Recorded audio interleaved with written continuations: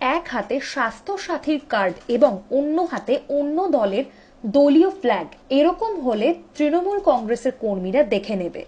সরকারি অনুষ্ঠানে এমনই বিতর্কিত মন্তব্য করলেন ভাঙড়ের তৃণমূল কংগ্রেস নেতা তথা ভোগালী ২ নম্বর গ্রাম পঞ্চায়েতের প্রধান মোদাসের হোসেন। এখানে যার যা অসুবিধা আছে তার ক্যাম্প এখানে তৈরি হয়েছে, তবে প্রত্যেকের মাথায় রেখে দিতে হবে, আমার হাতে থাকবে স্বাস্থ্য সাথীর কার্ড, আমার থাকবে পঞ্চায়েতের জব কার্ড নাম্বার, আর ঝান্ডাটা অন্য লোকের থাকবে। এ কিন্তু তৃণমূলের ছেলেরা কোনোদিনই বরদাস্ত করবে না। তাই যেমন আমরা দিননি রাতনি সাধারণ মানুষের পরিষেবাতে যাচ্ছি, দিননি রাতনি দুপুর নিয়ে আমরা এলাকায় খেটে খেটে সাধারণ মানুষের ঘরের থেকে বার করে এনে আমরা পরিষেবাতে যাচ্ছি।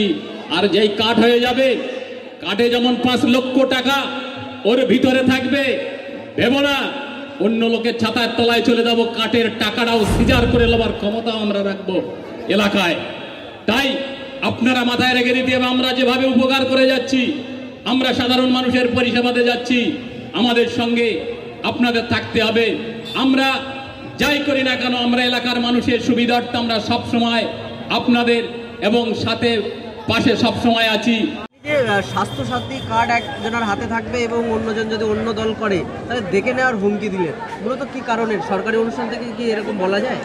দিলীপ গড় যদি টিভির পর্দায় এসে যদি বলতে পারে যে তৃণমূলের ছেলেরা যদি বাড়াবাড়ি করে তাদের কবরে পাঠাবো, শ্মশানে পাঠাবো, তা আমিও বলতে পারি যে স্বাস্থ্যসাথীর কার্ড, জব কার্ড, কৃষিবন্ধু থেকে শুরু করে সমস্ত কিছু দিচ্ছে আমাদের নেত্রী মমতা ব্যানার্জি। স্বাস্থ্যসাথীর কার্ড নিন, দিদিকে ভোট দিন, এ কথাটা আমিও বলতে পারি। এটা তো সরকারি প্রোগ্রাম, সরকারি প্রোগ্রামে এই ধরনের মন্তব্য, কারণ এখানে তো তৃণমূল, সিপিএম, বিজেপি কোনো পলিটিক্যাল ব্যাপার নেই, সবার ক্ষেত্রে এই কার্ডটা দেওয়া উচিত। ভোগালী টুয়ে সিপিএম, বিজেপি, কংগ্রেস বলে এখানে কিচ্ছু নেই। আমাদের লোকের, আমাদের এখানে যারা লোক আছে ৩-৪ হাজার লোক সব আমাদেরই লোক এখানে, সেই জন্যই কথাটা বলিস।